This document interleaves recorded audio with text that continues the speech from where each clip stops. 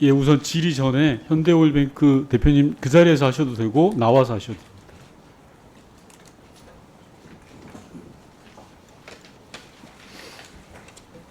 네, 우선 장관님께 여쭤볼게요. 네. PPT를 띄워주시면 앞서 제가 환경부에서 계속 지속적으로 불수용 나왔다가 갑자기 수용을 했다라고 했는데 그 내용을 혹시 보셨습니까? 수용을 했다고요? 아, 예. 불수용 하다가 네. 수용 입장으로 바뀌었잖아요. 한 달 만에. 그 내용 혹시 중간에 보고 받으신 적 없죠? 방금 뭐 자료 같은 거 받으신 적 없죠? 수용 부분이요? 예, 예. 수용 지금 저 부분 이거 수용 부분이라는 거 한 것이 무슨 아, 말씀이세요? 됐습니다. 이해를 잘 못하신 것 같은데, 자, 저는 한 달 만에 환경부가 입장을 바꾼 이유가 있다고 생각합니다. 그 이유가 뭔지 아세요? PPT에 기사 하나만 띄워봐 주십시오. 예, 이게 2022년 12월 22일 날 대법원에서 판례가 나왔어요. 이게 뭐냐고 하면 기존에는 예, 동기설이라고 해서 기존 법을 따라야 됐는데 작년 2022년 12월 22일 날 대법원 전원합의체 판례로 60년 만에 판례를 변경시켰어요. 뭐냐면 피고인한테 유리한 변경된 신법을 따라야 된다라는 겁니다. 자, 여기서 아까 존경하는 이미자 의원님께서도 이야기했지만 현대오일뱅크가 만약에 이 과징금이 많다라고 소송을 걸고 이 판례가 우리 시행규칙이 바뀌었다. 그럼 100% 현대오일 이기는 겁니다. 오일뱅크가.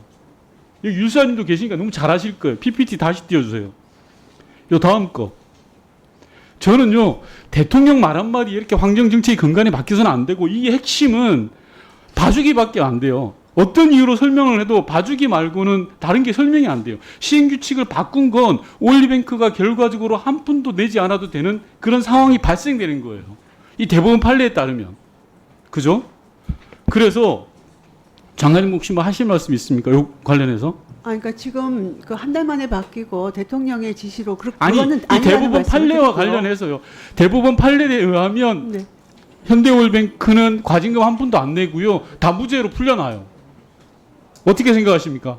그러니까 이거는 소명 되지 않는 걸로. 아니, 소명되지 않은 게 아니라 결과적으로 환경부에서 그 시행규칙을 바뀌어가지고 현대오일뱅크는 과징금을 단 한 푼도 안 낼 경우가 생긴다고요. 그 부분은 재판을 지켜봐야 되겠죠. 재판이 하고 상관없어요. 이 대법원 판례로 그렇게 돼요. 지금 시행규칙을 바꾸면 현대오일뱅크 재판에 굉장히 유리한 정황 증거가 생기는 거예요.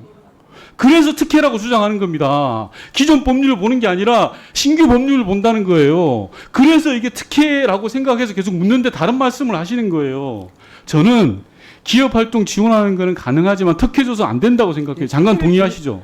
물론 이제 특혜를 준 게 아닙니다. 근데 이게 바로 예. 특혜예요. 결과적으로 1,000억이 넘는 과징금을 안 내게 해줄 수 있는 거예요. 저는 위원장님께서 이 부분에 대해서는 환경부가 충분한 근거와 해명을 제시하지 못하고 있다고 생각합니다. 따라서 상임위 차원에서 고발이 필요하다고 생각합니다. 환경부에 대해서는 정확하게 해주셨으면 좋겠고요. 대표님한테 다시 여쭙게요. PPT 자료 앞으로 가서 아까 검찰 기소장 부분 봐주십시오. 이 부분에 대해서는 현대오일뱅크에서는 인정하지 않는 거죠. 아까 말씀하셨던 것처럼.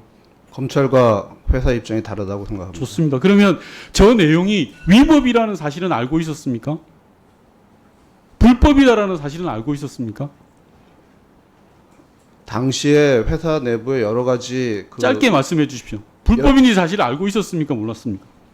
여러 가지 의견이 있었던 것으로 알고 있습니다. 알고 있었던 거죠. 제가요. 여러 가지 의견이 있었던 것으로 제가요. 알고 있습니다. 대표님께서 그 말씀 하실 것 같아서 검찰 기소장 내용을 잠깐 읽어드릴게요.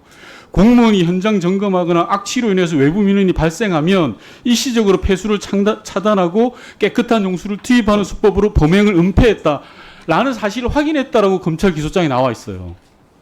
불법인지 어떻게 몰랐습니까? 이걸 알고 한 건데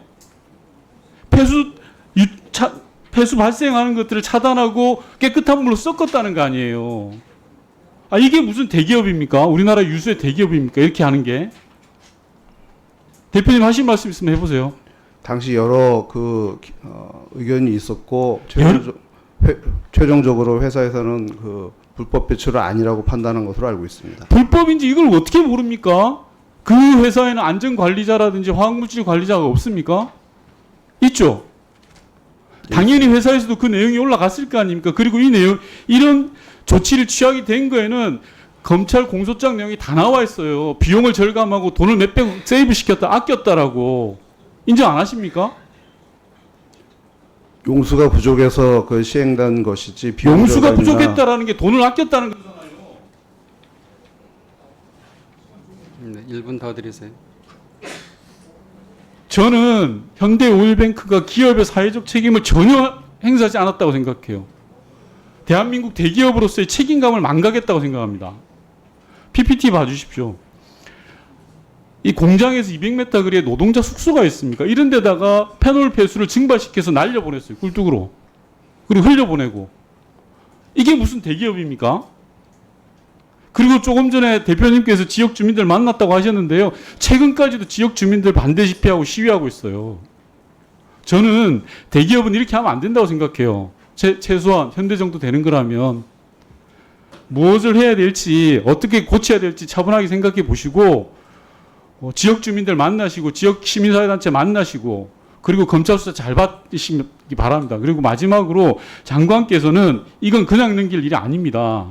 천 몇백억이나 되는 과징금을요 한 푼도 안 내게 해줄 수 있는 특혜 중에 특혜를 지금 저지르고 있는 거예요. 따라서 지금 하고자 하고 있는 환경부의 조치를 당장 그만둬야 됩니다. 그러지 않으면 존경하는 이미자께서 이야기하셨던 과징금 1,500억 못 받아냅니다. 답변하세요. 네, 지금 우리 존경하는 의원님께서 걱정하는 부분, 염려하시는 부분 저도 마찬가지고 다 압니다. 근데 여기 보면 경과 조치라는 게 있습니다. 최근 대법 판례에서도 입법자가 적절한 경과 조치를 두면 그에 따른다고 이렇게 명시하고 있습니다. 지금 예를 들어서 네네네 경과 조치가 있습니다. 지금 경과 조치를 두려고 하고 있습니다. 그 부분에 대해서는. 네. 네. 네, 공판 여기 이렇게 되어 있습니다. 시행 규칙 보면 경과 조치를 지금 되어 있습니다. 이게 입법 예고가 지금 된 상태고요. 경과 조치에 보면 개정 이전의 위반 행위에 대해서는 종전 규정을 적용을 한다 하는 이런 쪽으로 해서 경과 조치를 했습니다. 그 경과 조치보다 대부분 판례가 우선이고 제가 볼 때는 그리고요. 마지막으로 최근 말씀드릴게요. 네. 지금 현대오일뱅크 8명이 기소가 됐습니다. 네. 그 8명 기소되고 법적 처리되는 부분들은 다 무죄 당면이에요. 이 시행규칙 통과되면. 그 부분에 대해서 말씀드리는 겁니다. 네, 그 부분, 네, 그건 재판 결과를 봐야 되겠지만 일단 최근에 대법 판례에서도 아까 말씀드린 이러한 적절한 경과 조치를 두면 그에 따른다고 이렇게 판시하고 있습니다. 그래서 지금 경과 조치를 두고 있고요. 네, 그런 부분에 대해서는. 네, 윤건영 의원님 수고하셨습니다. 다음은 증인 및 참고인에 대한 김형동 의원님의 질의가 있겠습니다.